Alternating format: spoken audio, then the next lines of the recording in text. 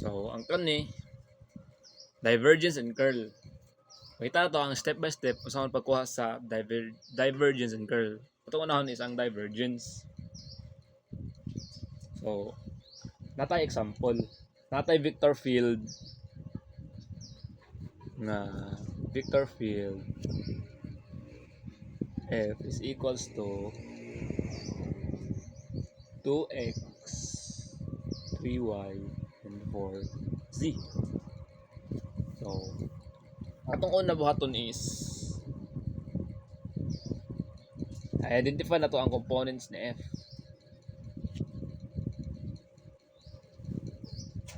Identify the components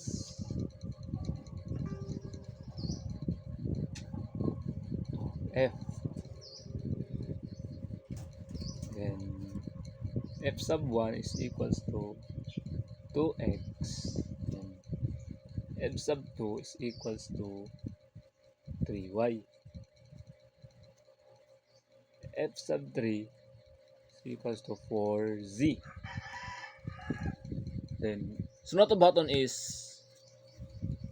pangitaw na to ang partial derivatives ani nila. So, ato siyang i-derive. So, kaya ang calculate the partial derivatives.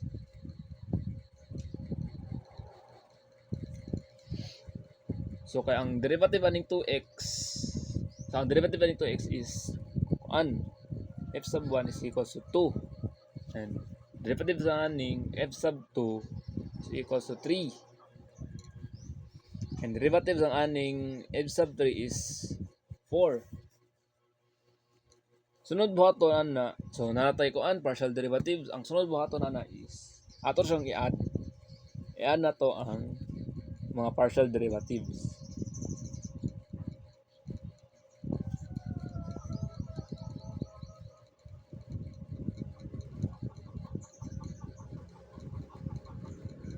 So,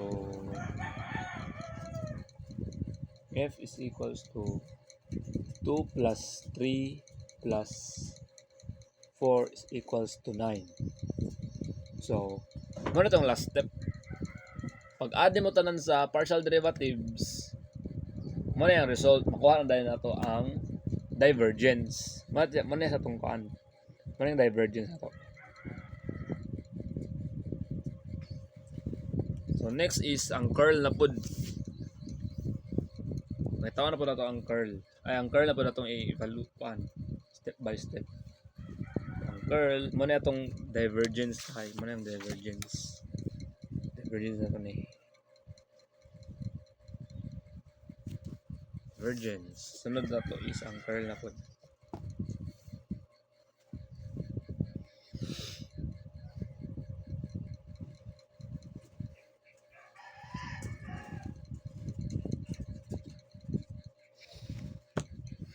So, curl is parehas-parehas ra yapon sa divergence. Ang nakalihi lang is mag-set up pa ka og determinant.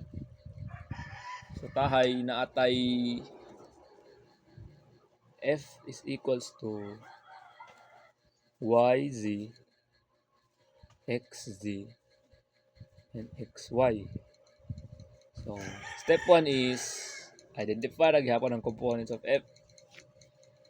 So, f1 is equals to yz, f2 is equals to xz, and f3 is equals to xy. So, ano siya? Na-identify na to. Ay, aron mo sa suwatan siya. Identify the components of f. So, next step is set up the determinant.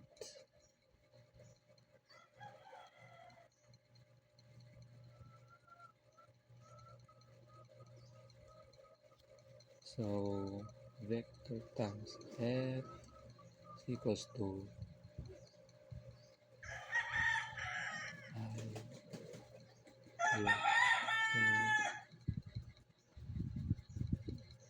data over data x data over y data over data z and yz xy. So mo ni naka-set up na tag determinant. Sunod buhaton is ato siyang expand the determinant. So v times f is equals to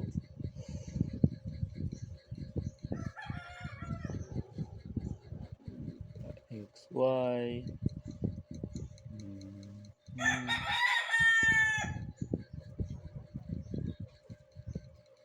xz over z I minus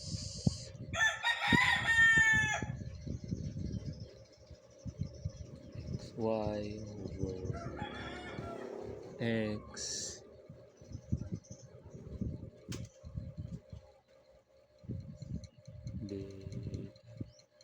yz over data z j plus data xz over data x minus data yz over data y. Okay. So na-expand na nato. Next step is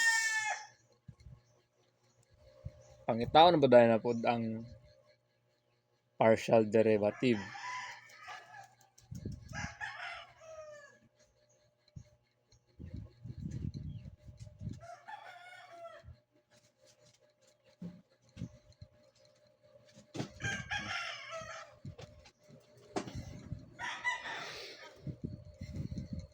So, ang derivatives ani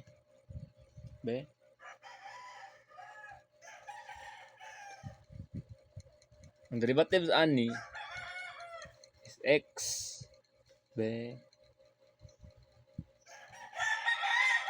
ang xy is x dili.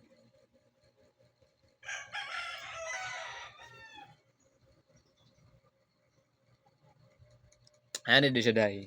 So, mahimo siyang kuan. Ato sa patang derivative. So, ang derivative ani pare sa ani kaning duha is x minus x then copy ra ay kanina pod kaning duha. So, himo siyang y minus y then kanina pod himo siyang z minus z. So, nanatay kuan partial derivatives. Ato dan siyang ay naday ang step 5 na ta. Step 5. Pagkuha sa namatay derivatives no ay partial derivatives. Ang step 5 dayon is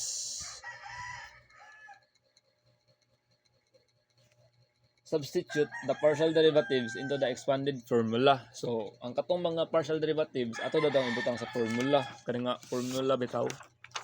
Kani expanded nga formula.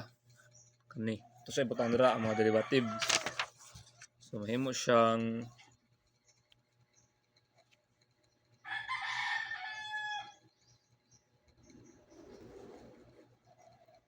x minus x I minus y plus j z minus z. Okay. So, muna siya, na-substitute na nato siya ang partial derivative sa expanded formula. So, ang step 6 is simplify the results.